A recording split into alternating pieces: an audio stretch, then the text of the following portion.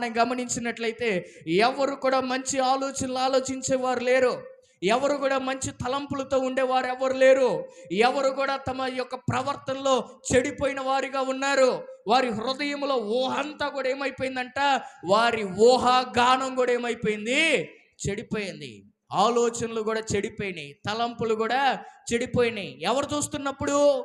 దేవుడే నరులను పరిశీలన చేస్తున్నప్పుడు. ఎప్పుడు 1656 సంవత్సరాలు ఆదాము నుంచి జరిగితే, దేవుడు ఆ తొలి దినాల్లోనే మనుషుల్ని చూసినప్పుడు వారి చెడుతనమును బట్టి సంతాపపడ్డాడంట.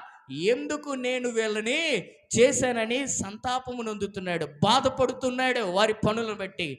మన పనులు దేవుణ్ణి బాధ పెడుతున్నాయి. ఒకసారి ఆలోచించేయండి. మన హృదయం యొక్క ఆలోచనలు దేవుణ్ణి బాధ పెడుతున్నాయి. మన ఊహలన్నీ కూడా చెడిపోతా ఉన్నాయి. దానికి కారణం గమనించినట్లయితే దేవుని గురించిన ఆలోచన ఎవరికి